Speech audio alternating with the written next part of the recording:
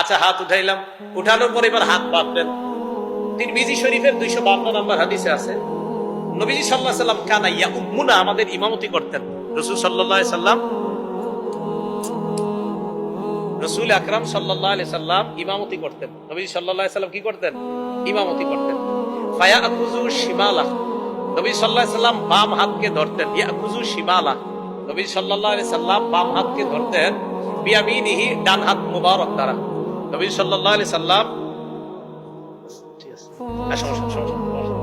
রাসূল আকরাম সাল্লাল্লাহু আলাইহি সাল্লাম ইয়াকুযু শিমালা, বাম হাতকে ধরতেন। বিয়ামিনিহি, ডান হাত দ্বারা। খুব মন দিয়ে বুঝেন, তিরমিজির 252 নম্বর হাদিসে পাইলাম বাম হাতকে ডান হাত দিয়ে ধরতেন।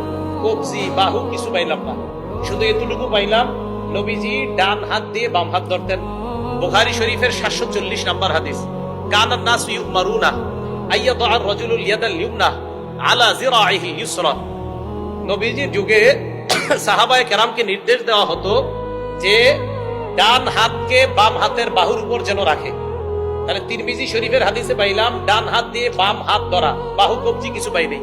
বুখারী শরীফের 740 নম্বর হাদিসে পাইলাম ডান হাত বাম হাতের বাহুর উপরে রাখতেন, বাহু পাইলাম।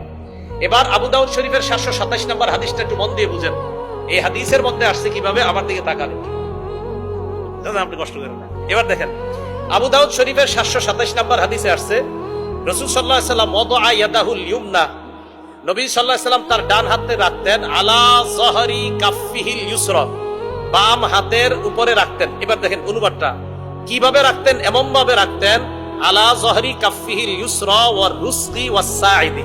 নবীজি ডান হাত দিয়ে বাম হাত এমন ভাবে ধরতেন যে ডান হাতটা বাম হাতের তালুর পিঠের উপর থাকতো। দেখেন পিঠ, এরপরে পাইলাম ওয়ার রুসকি ওয়াস সাইদি, কবজি এবং বাহু।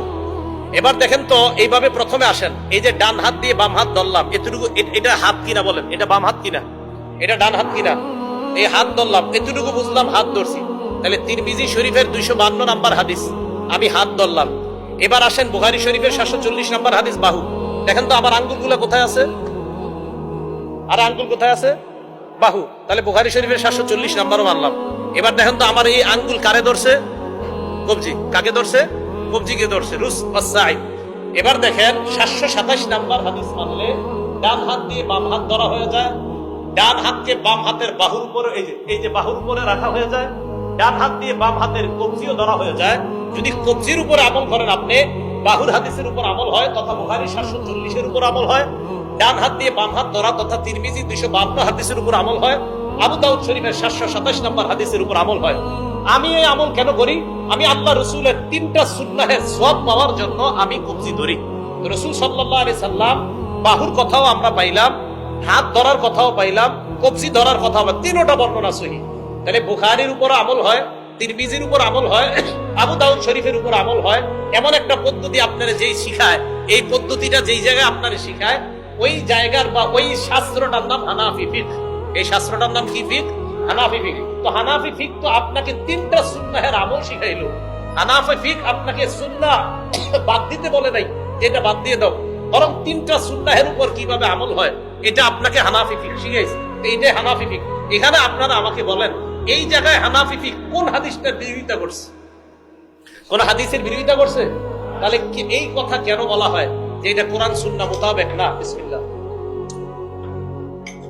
এখন আমাকে যদি পার্সোনালি প্রশ্ন করেন, পার্সোনালি, আমি অন্যভাবে বলবো না, বললে আবার অনেকভাবে লাগবে যে আপনি হানাফি ফিকহ কেন মানেন, আমি জবাব দেই এইভাবে যে আমি একটা পড়াশোনা করা ছেলে, 16-20 বছর পড়াশোনা করার পরে আমি এটা বুঝছি যে হানাফি ফিকহ অনুসরণ করলে রাসূলের সুন্নাহ বেশি পালন করা হয়, তাই আমি হানাফি ফিকহ অনুসরণ করি।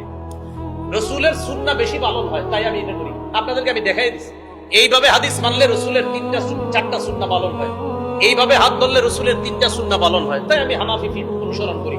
আর আগেই বলছি হানাফি ফিকহ মানে কোরআন সুন্নাহের সুবিন্যস্ত একটা সংকলনের নাম হানাফি ফিকহ।